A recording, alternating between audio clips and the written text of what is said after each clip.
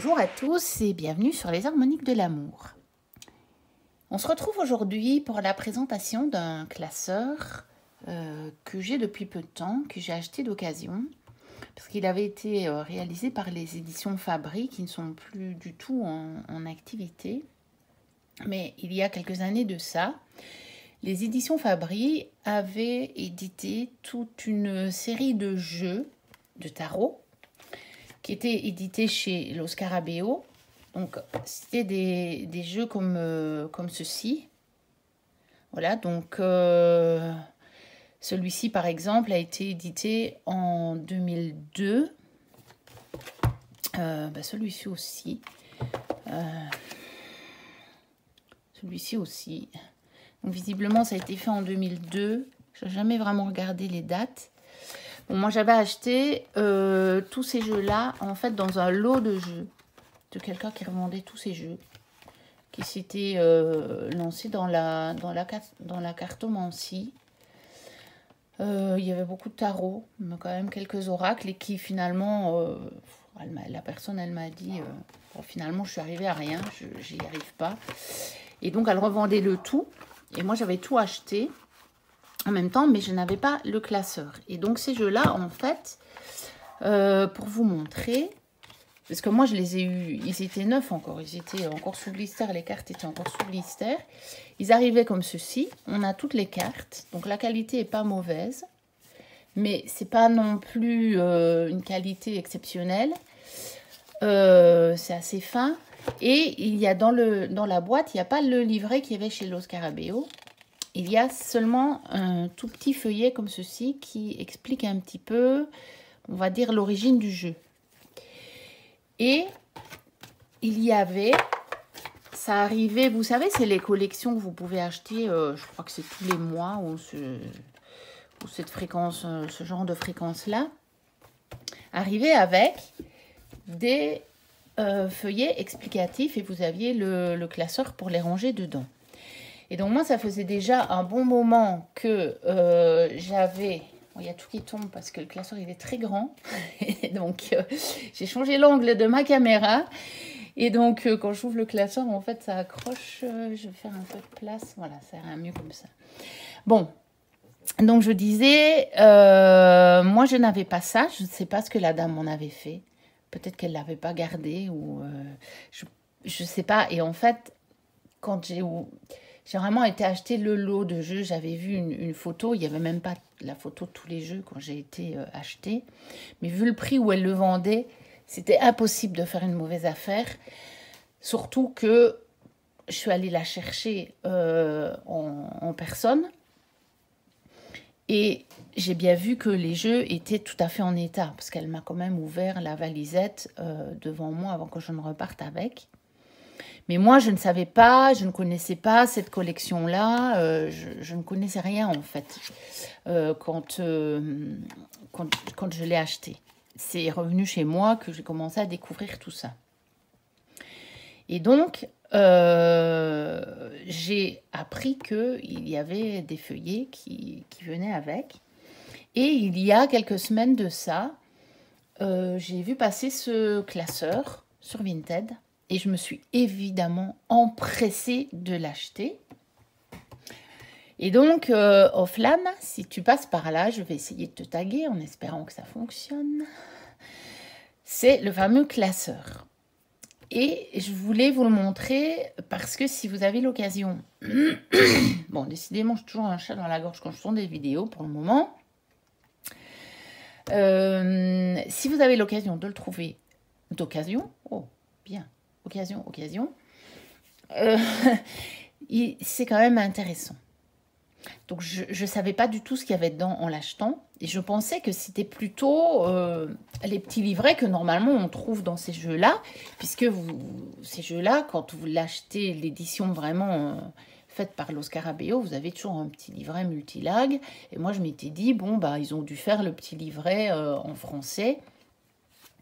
Et avoir les explications des cartes. Mais ce n'est pas du tout ça qu'il y a dans ce classeur. Maintenant, Je vous dis franchement, je ne sais pas s'il est complet et je ne sais pas s'il y en avait qu'un parce que sur la tranche de mon classeur, je vais essayer de voir si je peux vous montrer. Voilà, il a en gros numéro 2. Maintenant, peut-être que le numéro 1, c'était l'art des... Je ne sais pas, je veux dire... les beaux-arts ou je ne sais pas, ou l'art musical ou je ne sais pas. Je n'ai vraiment, mais vraiment aucune idée. J'ai pas fait énormément de recherches là-dessus. Un petit peu. Je n'ai pas trouvé grand-chose et voilà. Et en fait, ce classeur est quand même très intéressant. Bon, je vais essayer de faire comme ça parce que ça ne va pas le faire. Bon, il est vraiment énorme, hein, je vous dis. Vraiment énorme. C'est plus grand qu'un A4. Et donc, je suis un petit peu limitée au niveau de la place. Et donc, il y avait différentes parties. Vous voyez, la personne à qui je l'ai acheté avait bien classé toutes les fiches et tout. Et donc là, effectivement, il y a des infos sur les tarots. Mais c'est plutôt des infos générales. C'est pas les infos de certains jeux. Maintenant, on retrouve quand même les illustrations de certains jeux. Celui-là, je l'ai eu avec aussi. Je ne l'ai pas sorti pour vous le montrer. C'est un tarot avec les 22 arcanes du tarot de Marseille et un tout grand format en fait, dont je ne me sers pas pour tirer les cartes, mais dont je me sers parfois justement pour travailler, parce que c'est chouette d'avoir une grande carte quand on travaille sur l'image et la symbolique. Donc, il est rempli, il y a une mine d'infos dans ce classeur. Je trouve ça vraiment, c'est vraiment bien fait. Et voilà ce dont je te parlais, Offline. Il y a plusieurs donc des infos sur les différents jeux qui étaient fournis. Donc je pense que c'est juste ça en fait qu'il y avait qui accompagnait les jeux comme info vraiment sur les différentes cartes. Et en réalité, il n'y a pas finalement, il n'y a pas moins que quand vous achetez un Los Scarabeo avec le petit livret, hein, finalement. Et donc, vous voyez, il y a pour les infos spécifiques pour le Visconti Sforza, pour le Mantegna, pour l'Etela, pour le Virs, donc là, je pense que vous le voyez à la caméra, pour le tarot égyptien, pour le Papus, pour le Rider-Waite et pour le Crowley. Et donc, c'est de ça dont je parlais dans la vidéo offline. C'est qu'il y a une petite description. Et donc, il y a ça pour toutes les cartes. Et c'est quand même intéressant, ça. Parce que c'est une vue vite faite de la carte, mais pour quelqu'un qui ne connaît pas du tout, comme moi, qui ne connaissait pas du tout le TOT, puisque je ne me suis pas encore mise à mon gros bouquin hein, d'Arcana Sacra, eh bien, c'est quand même pas mal pour s'initier, je trouve. Et donc, voilà. Il y a ça pour toutes les cartes, ici, au début du classeur. De ce que j'ai. Donc moi, heureusement, il est complet. Il ne manque pas de cartes. J'ai tout passé en revue puisque j'ai fait l'entièreté du tarot de Thoth. Et donc, ce qu'il y a de bien, c'est que j'en ai d'autres qui étaient venus avec. L'Etela, je l'ai. Puis j'en ai un autre, d'ailleurs. Une autre édition. Le Mantegna, je l'ai. Le Visconti Sforza, je l'ai. L'Égyptien, je dois l'avoir. Le Papus, je ne l'ai pas. Rider-Waite, fatalement, j'en ai un. Le Virs, je crois pas que je l'ai. Parce qu'elle les avait pas eu tous ou elle les a pas tous retrouvés. Parce que je pense franchement qu'elle revendait tout ce qu'elle avait. Cette gentille dame. Mais je crois que elle n'avait peut-être pas été au bout de la collection. Je n'en sais rien. Alors, donc là, c'était le mât. Alors, qu'est-ce qui venait après? Donc après, il y avait de nouveau une introduction parce que commence une autre série de fiches avec d'autres choses. Là, il y a des mots-clés, des clés d'interprétation pour les séries des mineurs, ici. Ah non, je me trompe. Attendez, je suis en train de dire des bêtises. Là, on était arrivé au bout des arcanes majeures. Et là commencent les arcanes mineures. Pardon, je me trompe. Parce qu'on a toujours... on a toujours les différents tarots, en fait. Enfin, les différents tarots. En tout cas... Oh ouais, ça y est, j'ai accroché le pied de la caméra. Non, mais je crois que vous voyez toujours... donc là, pour là, il y a le Solabusca, il y a toujours l'Hétéra l'égyptien, l'Hétéla l'égyptien, et il y a toujours le Crowley. Donc moi, c'était génial parce que du coup, vu que c'était ce que je voulais, quand j'ai vu qu'il y avait sur le Crowley, je me suis dit c'est génial. Et donc, voilà. Maintenant, après, c'est clair que dans le Marseille et dans le Rider, c'est plutôt ce qu'il y a ici. Donc ça, c'est celle du... ça, c'est celle du Rider, ça, c'est celle du Marseille, j'y arriverai. Après, pour le Mantegna, c'est un tarot avec une structure tout à fait différente. Donc, je ne sais plus trop ce qu'il y a pour les mineurs, mais je me demande, je ne suis pas sûre qu'elles y sont. Je vous dis peut-être des bêtises, mais on va regarder rapidement. Comme ça, je ne vous dis pas des bêtises. Comme ça, vous avez quand même les infos. Mais ce n'est pas un vrai tarot, en fait, ça. Le Mantegna, oui, ben non. En fait, c'est plus comme un oracle, en fait. Et donc, on a des figures, notamment de la mythologie, comme les muses, etc. Il y a quand même, voilà, on retrouve l'empereur, on retrouve le roi. Donc, on retrouve des archétypes du tarot, mais ce n'est pas un tarot avec le nombre de cartes habituelles, traditionnelles, etc.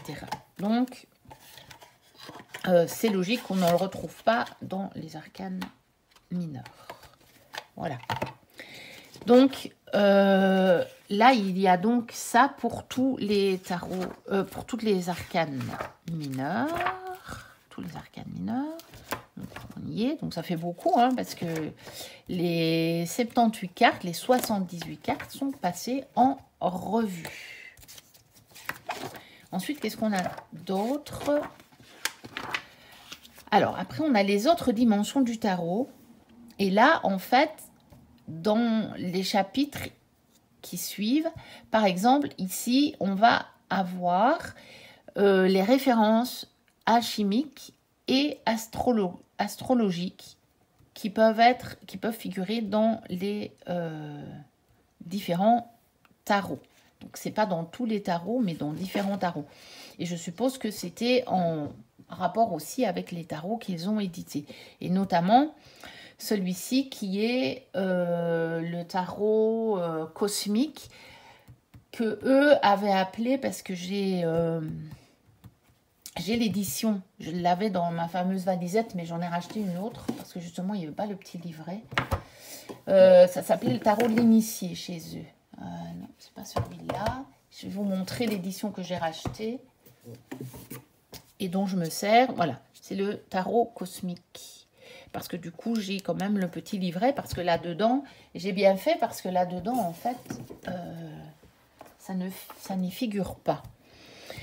Donc, il y a vraiment les fondements symboliques. Il y a, par exemple, voilà, je crois que vous voyez, ouais, là vous le voyez, donc créer, détruire, l'état autoconscient de l'esprit, l'attention, le principe créateur et l'individu dans l'homme, l'attention et la concentration. Donc ça, c'est pour le battleur. Et puis, il y a ça, mais là, il n'y avait pas sur toutes les cartes.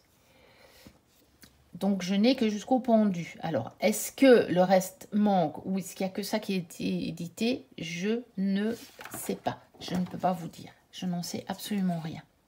Je ne sais pas. Parce qu'après, revient une partie sur plutôt l'alchimie. J'arriverai.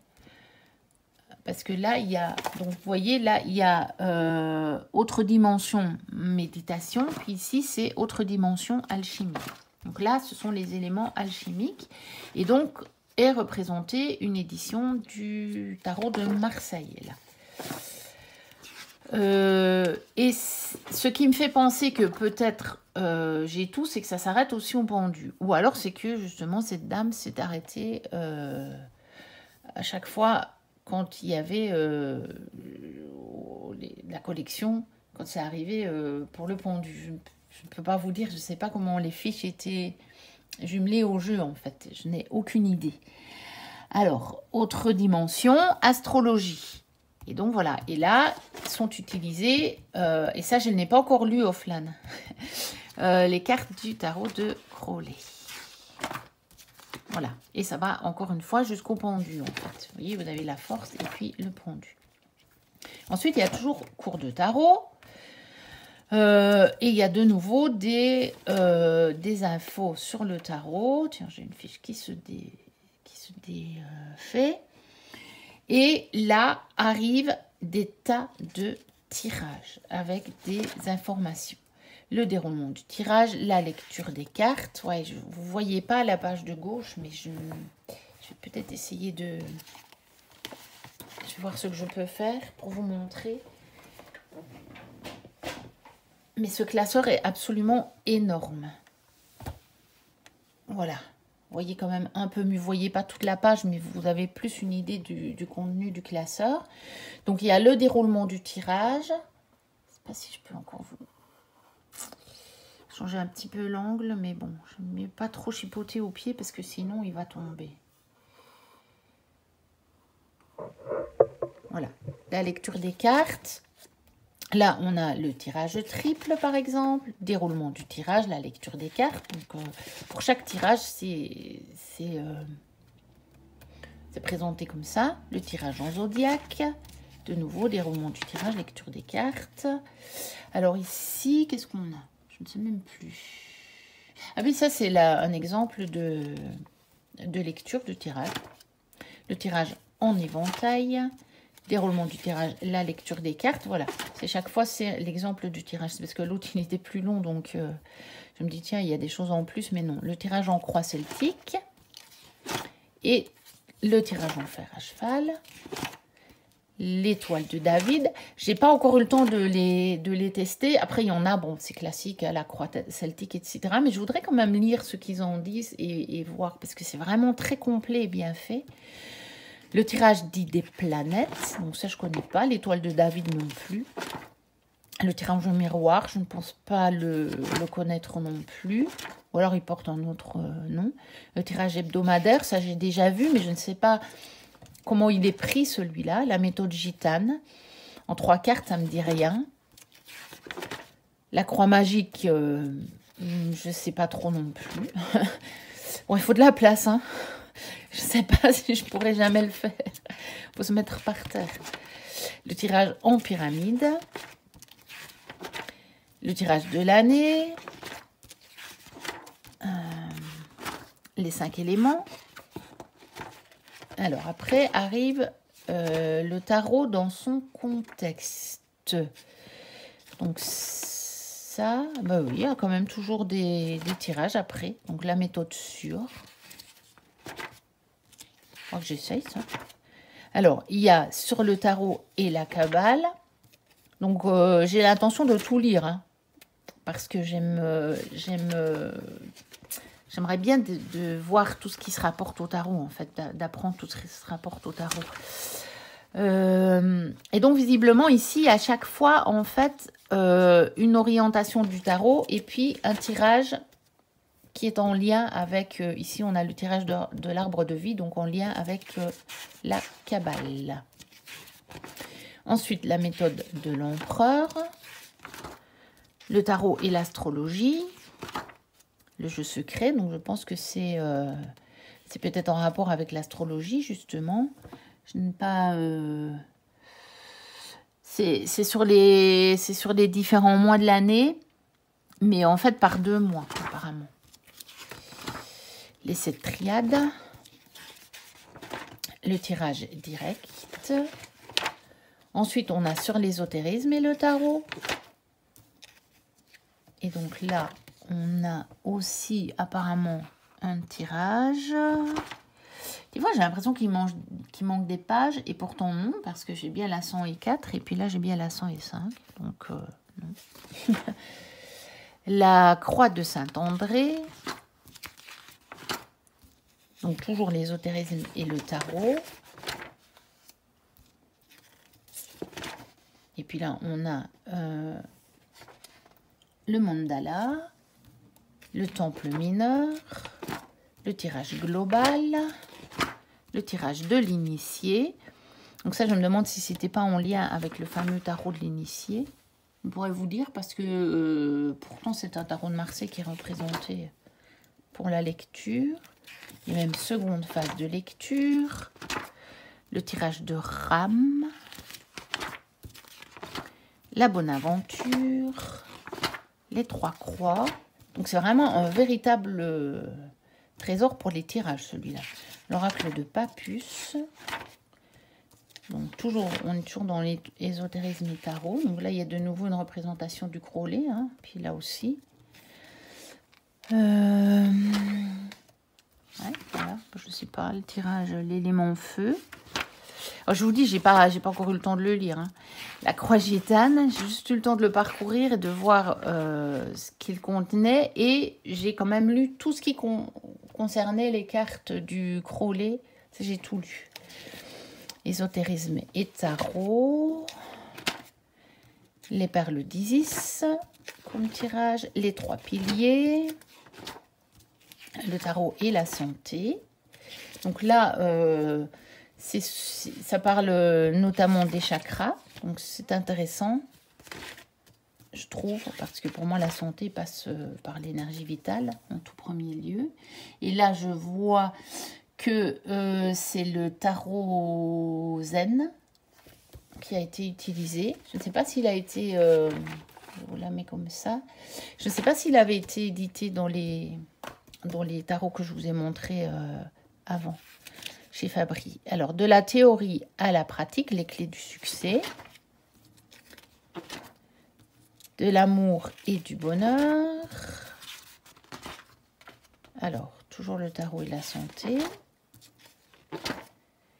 Du mariage. Donc, ça, c'est toujours un tirage. Où il est question d'études. De nouveau, un tirage. Différentes formes de travail avec les tarots. De nouveau, question de santé. Un tirage. Encore un tirage de l'amour maternel. La théorie à la pratique, question d'héritage. Tirage sur l'héritage. Le tarot et la magie. Voilà, et là, on a des représentations du tarot des gnomes qui faisait aussi partie, je l'ai eu aussi dans cette fameuse collection. Sous le signe du bélier, un tirage du bélier. Sous le signe du taureau, sous le signe des gémeaux, sous le signe du cancer, sous le signe du lion, et sous le signe de la Vierge. Mais comme je n'ai pas les autres signes, je me dis que j'ai l'impression quand même qu'il n'est pas complet. Parce que ça me paraît bizarre de ne pas avoir fait tous les signes. Pour les tirages, ça me paraît bizarre de ne pas avoir fait tous les signes astrologiques. Donc voilà. C'est pour ça que je jette encore un œil très, très, très attentif pour voir si quelqu'un ne revend pas ce qui me manquerait, le complément ou le classeur complet, parce que je me dis qu'il était quand même bien fait, ce fameux classeur. Il était quand même drôlement bien fait. Il contient beaucoup, beaucoup, beaucoup d'infos. Donc voilà, c'est déjà long, donc les dernières vidéos que j'ai faites sont quand même très longues. Je vais essayer de faire pas plus long. Donc, n'hésitez pas à commenter, à vous abonner, à liker. Et puis, d'ici ma prochaine vidéo, portez-vous bien. Bye bye.